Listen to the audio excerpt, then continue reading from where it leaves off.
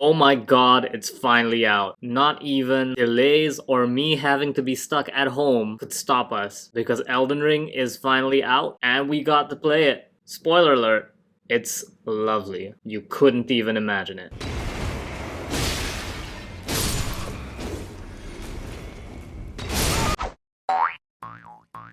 Gamer Braves. What's up, guys? This is Wan Amirul from Gamer Braves, resident Souls addict nervously scratching his arm for that next hit of Miyazaki's Berserk fanfiction. Today we're gonna be taking a look at the man, the myth, the legend, Elden Ring.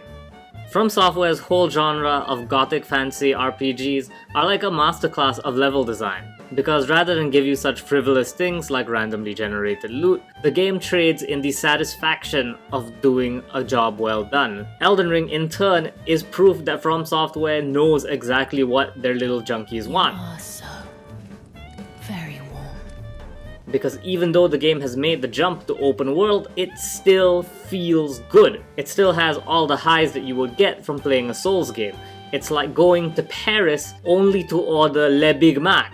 You would have thought being in Paris would have made a Big Mac taste different, but it didn't. And for some reason, you've gone to Paris and chosen to go to a McDonald's, so of course you want the same experience you're gonna get anywhere else. Probably the most impressive thing with Elden Ring is that open world. Now, regular viewers of the channel might know that I am not exactly the biggest fan of open worlds. I think too many games focus on being size queens about their map and are too busy bragging about how you're going to have to walk 3 kilometers on foot to get to the next town to realize that walking 3 kilometers is actually boring as heck. I think the only thing worse than a boring open world map is a patronizing one. Games like Genshin Impact love to do this by having treasure chests hidden all along the map, and they'd be like, oh yeah, see, there's always something to do. It's insulting, really, but a lot of people seem to like it, which is why a lot of open world games do this. However, Elden Ring doesn't do this. From Software knows why you're playing these games. You want to do something satisfying. Opening a box is not satisfying. You know what is satisfying? I absolutely love that. Souls games are fun because From Software makes interesting encounters. It's not enough for you to say, I went to this field and I saw a dragon. No, you wanna kill the dragon, or try, and then get sad and leave. It's generally a taboo topic in some Soul circles, but this game very much feels like the successor to Dark Souls 2, because it has that same core philosophy of walk in any direction and you're going to find a boss, and chances are it's optional. That being said, the game also has its standard enclosed dungeons, which is like your typical Souls game. Look, there's a reason why Anyway Here's Wonderwall is a thing. FromSoft know what they're good at, and watching them do the thing that they're good at is why we're here. These levels are all great. Like, I don't know what to tell you. If you haven't already played a Souls game, then, you know, be prepared for some really fun but punishing encounters. Did you learn the trick of this level? No? Are you brave enough to run through it anyways? Yeah, congratulations, you're playing one of the best genres of video games that's come out in like the past decade. On the combat side though, if you're coming from Bloodborne, expect to feel a little bit of a road bump when it comes to Elden Ring. Elden Ring is much slower than Bloodborne. In fact, I would go so far as to once again push it more towards the Dark Souls 2 side. It is slower, but that does not necessarily mean it is easier. Instead, they've just changed what the challenge is. It's not about being able to react to a British man swinging a stick wildly as he yells at you for breaking quarantine.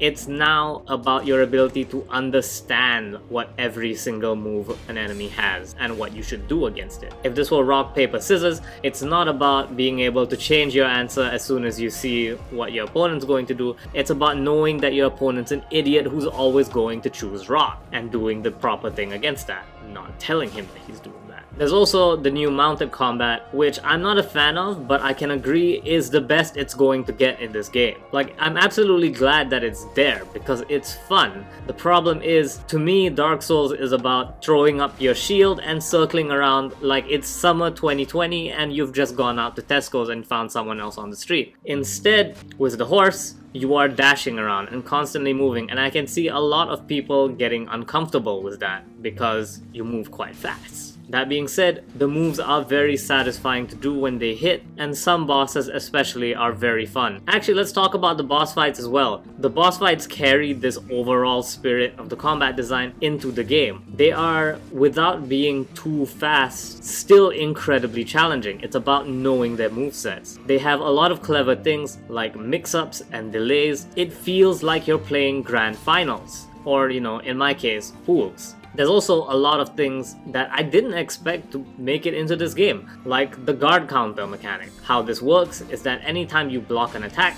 you can hit the heavy attack after to do a much faster heavy attack. It comes out as a counter and does the same amount of damage as your regular heavy attack, which makes it really good. I mentioned this in our last preview as well, about how much I liked it, and I kind of wish I hadn't done that, because they have nerfed it incredibly for this build. In the final build of the game, they have made it so that two-handed weapons no longer have armor, which means that you can now be interrupted if you're trying to guard counter. Meanwhile, enemies themselves seem to actively bait out the guard counters, and will often have a second faster follow-up attack to catch you while you're trying to guard counter. Again, I didn't expect to find frame traps in Elden Ring, but here they are. The other thing I didn't expect to find was power stancing. This is another Dark Souls 2 thing that I didn't think I'd see here. Basically, just have two of any weapon and have them equipped at the same time, and you get a new moveset where you dual wield them. The last thing is the Ash summons. These are like summons that let you pull up enemy NPCs. They're really good because they have all the characteristics of the NPC that you're summoning, which means that the undead guys can come back indefinitely as long as they're not attacked while they're down. I mean, sure, I can go this adventure alone, but having the support of Bone Thugs and Harmony as my meat shield is freaking great. The game definitely has its gripes,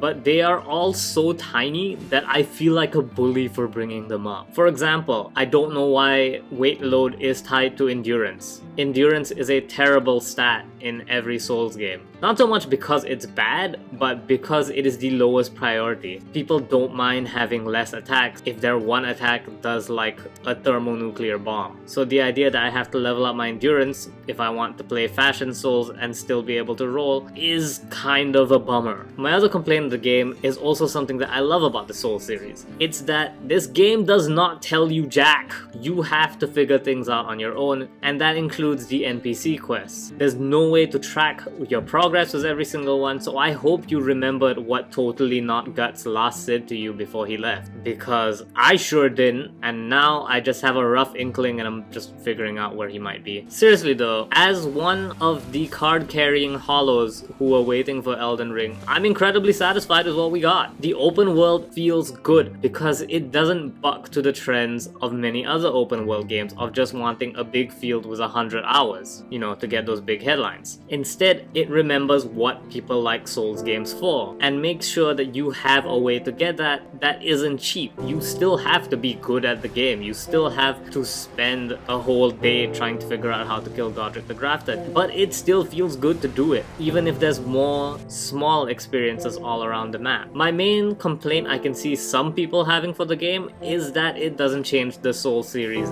enough. A lot of people said this basically just feels like Dark Souls 4, which it kind of does, but here's the secret. That's what we wanted in the first place. If you're all aboard the idea of what is essentially the next step up in the Soulsborne ladder, congratulations! You got it, and it's lovely. Elden Ring gets a 9.5 out of 10 from us. It's available on February 25th on PC, PS5, Xbox Series X, as well as their last-gen counterparts. This has been Wan Amirul from Gamer Braves. Praise the sun, lads. Elden Ring's out. Hey there! Thank you so much for watching our videos. Don't forget to give us a subscribe if you'd like to see more, and like so we know what kind of content you want to see. Got suggestions for new content? Let us know in the comments below too. Thank you so much again for watching. Take care, dudes.